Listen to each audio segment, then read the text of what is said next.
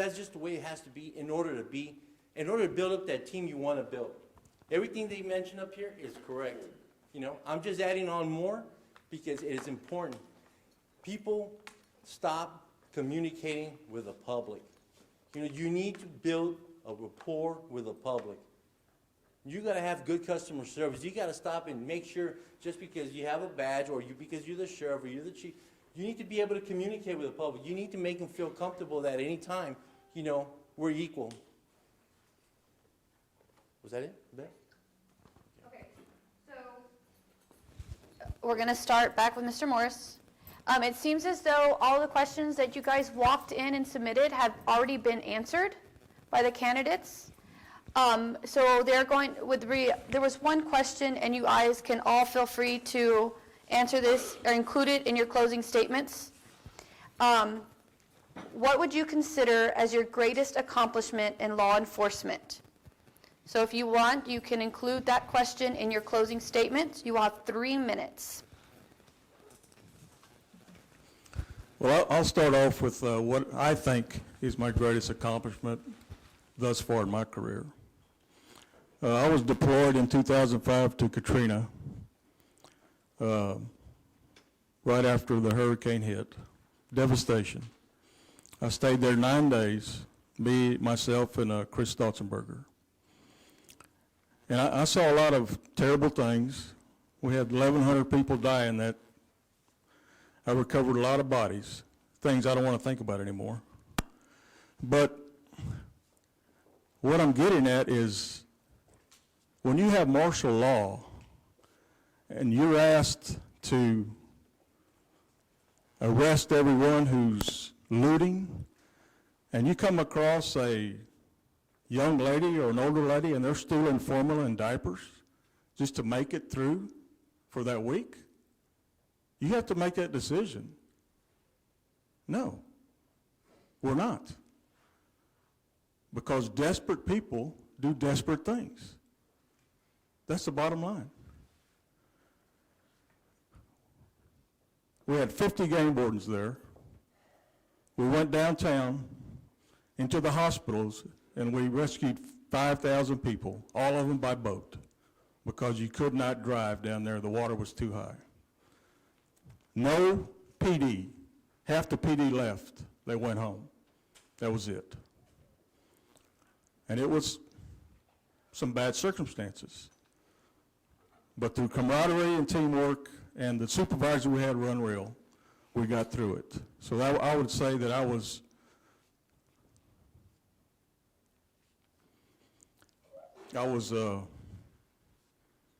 fortunate to be there to help.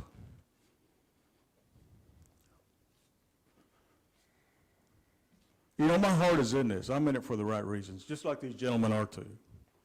And it's your decision to elect who you want to be the next sheriff. And actually, deep from my heart, I think all of us can help each other one way or the other down the road. I really do. Because we're in it for the right reasons. We care about the citizens of this county. We care about y'all. We care about what's doing right, not wrong. And we all have passion for what we're doing. And believe me, it's not easy to be up here taking these questions or be out there politicking because, you know, we're the ones in the limelight. And believe me, if you'd have known me 30 years ago, you'd have said, what the hell is Morse doing up there? But I have respect for all these gentlemen, I really do. And I'm not saying that just because I'm up here. I know they're all trying to do the best thing, and I am too. So I'll conclude with that. Thank you. Okay. Mr. Obregon?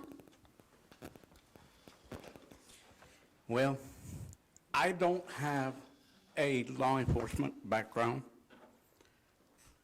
but I do care about this community, and I am willing to work with somebody that knows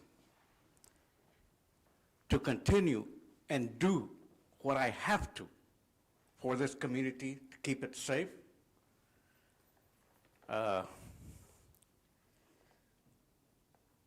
That's all I can ask of you people. I am willing to do whatever it takes and work with whoever that knows and is qualified and does the right thing for Frio County. Mr. Romo? I'll share a small story. In my line of field, I've been very fortunate to seize millions of dollars and thousands of pounds of narcotics. But in this line of field that I love to teach everyone, of interdiction that I speak of y'all, is one time I intercepted child trafficking. And it was something I think I was missing. I was ignoring.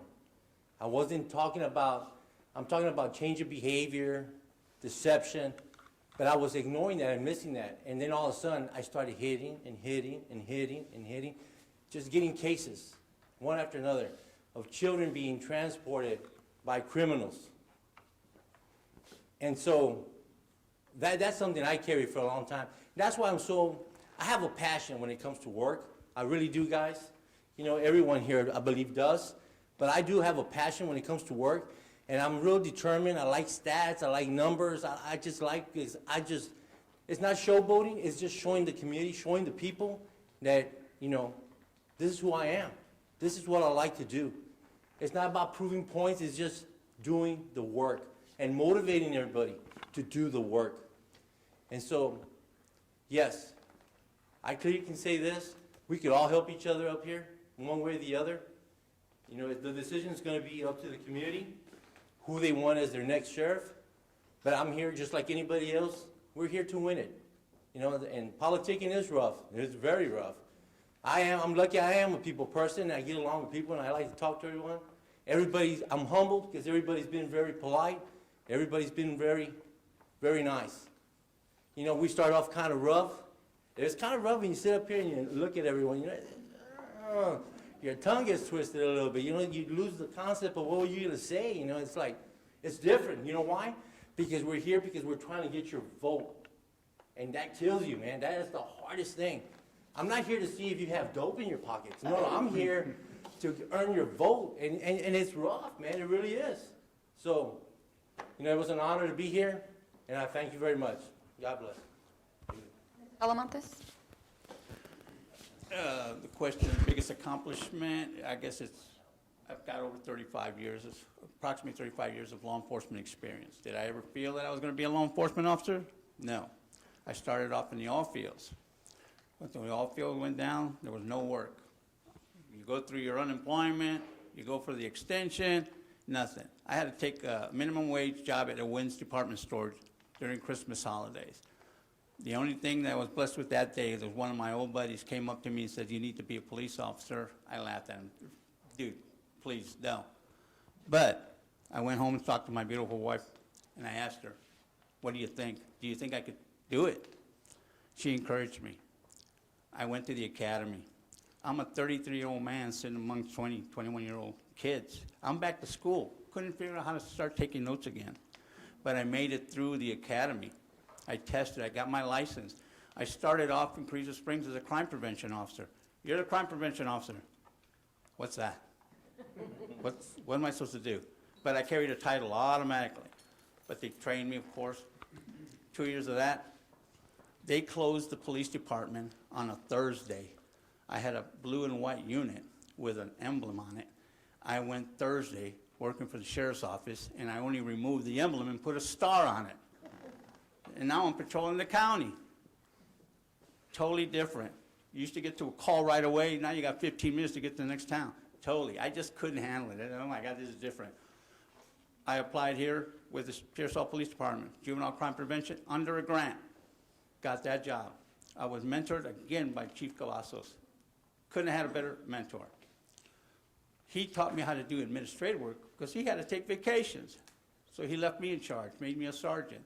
We had a night sergeant. So I started learning how to deal with the public. I learned how to deal with situations. He taught me how to do that. I just took more training. When he left, I trained myself. I went to a lot of liability training, how to train others, how to lead them, how to supervise, because I wanted to teach men, young men, how to be good officers, and I think I've accomplished that. I have a lot of former officers that are in high positions right now. Did I do it? Probably not. But I sure didn't hurt their careers either. But I take credit for that, for just putting up with it. Sometimes you just, those are days when you say, is it worth it? Is it worth it? Have I made a difference? Has things changed? I go home to my kids, go home to my grandkids, and I tell myself, it was worth it. My whole career has been worth it. That's my accomplishment. But my leadership skills will be reflected in all of this. You will see the difference in how the Sheriff's Department will be run in the future. That's all right. Okay, so that concludes the forum. I would like to thank each of you for coming and for respecting the rules of decorum. I think we should give them a round of applause.